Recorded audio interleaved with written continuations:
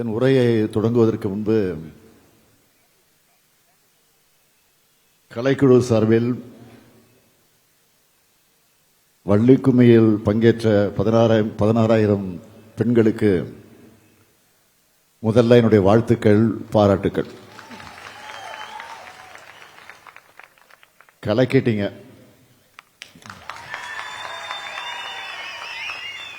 பெண்கள்னால சாதனை தான், சாதனைனால பெண்கள் தான். எனவே சாதனை பெண்களுக்கு மீண்டும் என்னுடைய பாராட்டுக்கள், வாழ்த்துக்கள்.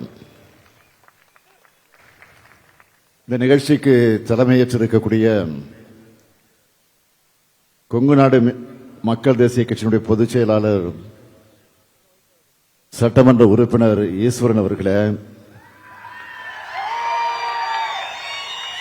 கோவை மாவட்டத்தினுடைய பொறுப்பு அமைச்சர் மாண்புமிகு செந்தில் பாலாஜி உள்ளிட்ட அமைச்சர் பெருமக்களே, நாடாளுமன்ற சட்டமன்ற உறுப்பினர்களே, கொங்கு நாடு மக்கள் தேசிய கட்சியினுடைய நிர்வாகிகளே, வள்ளிக்கும்மி ஆசிரியர் பெருமக்களே, கிண்ண சாதனை படைத்துள்ள என் பாசத்திற்குரிய சகோதரிகளே,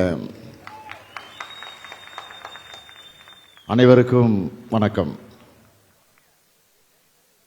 இங்கு நிரம்ப மகளிர் இருக்கீங்க. என்னை பொறுத்தவரை இந்த ஆட்சியே மகளிருக்கான ஆட்சிதான் என்பது உங்களுக்கு நன்றாக தெரியும். அந்த உணர்வோடு இந்த சிறப்பான நிகழ்ச்சியில உங்களோடு சேர்ந்து நானும் கலந்து கொண்டு உங்களை எல்லாம் வாழ்த்துவதற்கு வந்திருக்கிறேன். கொங்கு நாடு மக்கள் தேசிய கட்சி சார்பில் நடைபெறும் இந்த வள்ளிக்கும்மி கிண்ண சாதனை பாராட்டு விழாவில் கலந்துக்கிறதுல நான் மிகுந்த மகிழ்ச்சி அடைகிறேன். கொங்கு நாடு கலைக்குழுவின் ஏற்பாட்டில் நடைபெற்றிருக்கக்கூடிய வள்ளிக்கும்மியில இதுவரை 16,000 பெண்கள் பங்கெடுத்திருக்கிறது என்பது மிகப்பெரிய சாதனையாக அமைந்திருக்கிறது. எனவே இந்த விழாவிலே நாம் பங்கேற்க வேண்டும் என்று நம்முடைய அன்புக்குரிய ஈஸ்வரன் அவர்கள் என்னிடத்தில் அழுத்தமாக எடுத்து சொல்லி அன்போடு கேட்டு அவருடைய அன்பை தட்ட முடியாமல் நானும் இந்த நிகழ்ச்சிக்கு வந்திருக்கிறேன். இந்த வாய்ப்பை எனக்கு உருவாக்கி தந்திருக்கக்கூடிய நம்முடைய மதிப்பிற்குரிய ஈஸ்வரன் அவர்களுக்கும் கொங்கு நாடு மக்கள் தேசிய கட்சியினுடைய நிர்வாகிகளுக்கும் இந்த வள்ளிக்கும்மி விழாவிலே பங்கேற்றிருக்கக்கூடிய அருமை சகோதரிகளுக்கும் என்னுடைய நன்றியை நான் மீண்டும் ஒரு முறை தெரிவித்துக் கொள்ள விரும்புகிறேன். சட்டமன்றத்திலேயும் மக்கள் மன்றத்திலேயும் மக்களுக்காக போராடியும் வாதாடியும் இந்த மேற்கு மண்டலத்தில் எல்லோருடைய கவனத்தையும் பெற்றவர் நம்முடைய அன்புக்குரிய ஈஸ்வரன் அவர்கள்.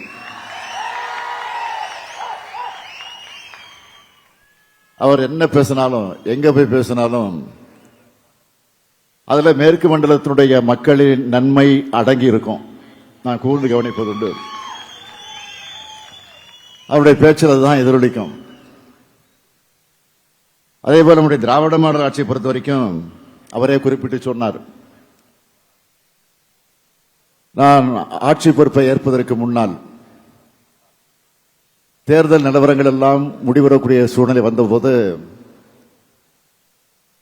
நான் குளத்தூர் தொகுதியில் நின்று வெற்றி பெற்ற அந்த சான்றிதழ் எடுப்பதற்காக லைலா கல்லூரியில வாக்கு எண்ணப்பட்டுக் கொண்டிருந்த அந்த கல்லூரிக்கு நான் சென்று அதை பெற்று அதற்கு பிறகு அதை நம்முடைய தலைவர் கலைஞர், அறிஞர் அண்ணா அவருடைய நினைவிடத்திற்கு சென்று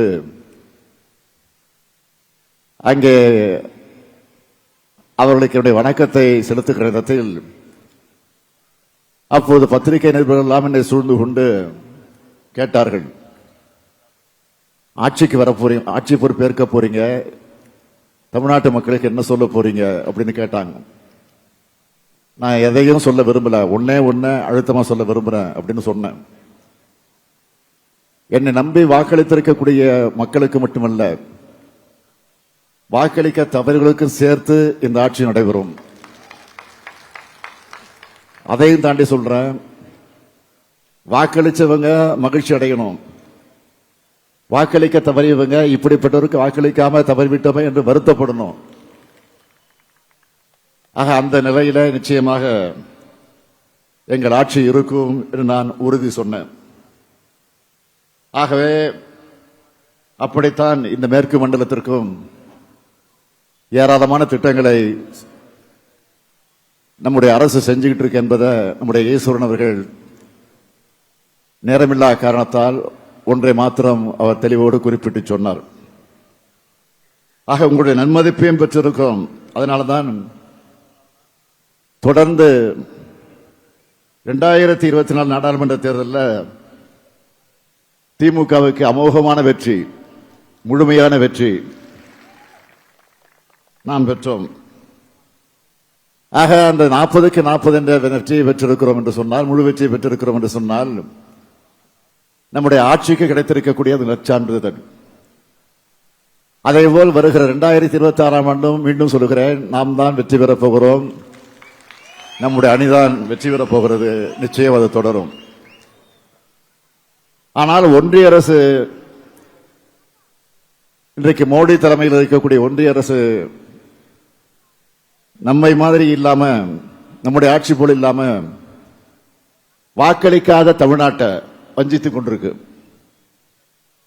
அவங்களுடைய வஞ்சனையும் கடந்து தமிழ்நாடு வளர்ச்சியில இன்றைக்கு நாம முதலிடத்தில் இருக்கிறோம். எல்லா துறைகளிலும் தமிழ்நாட்டுக்கு முறையான நிதிகளை வழங்கி தமிழ்நாட்டுக்குரிய திட்டங்களை செய்து தரக்கூடிய ஒன்றிய அரசு இருந்தால் இன்றைக்கு இந்திய அளவில் இல்ல, உலக அளவிலே நாம் தான் இன்றைக்கு முதலிடத்தில் இருப்போம். அந்த அளவுக்கு நாம் இன்னும் வேகமாக நடைபெற்றுக் கொண்டிருக்கக்கூடிய வாய்ப்பு கிடைத்திருக்கும். இன்று காலையிலே கூட தொகுதி மறுசீரமைப்பில் தமிழ்நாடு உள்ளிட்ட மாநிலங்களில் பாதிக்கப்படாத என்ற உறுதியை மாண்புமிகு பிரதமர் அவர்கள் வழங்கணும்னு நான் கோரிக்கை வச்சேன். ஆக அந்த கோரிக்கையை தெளிவாக நான் குறிப்பிட்டு சொன்னேன்.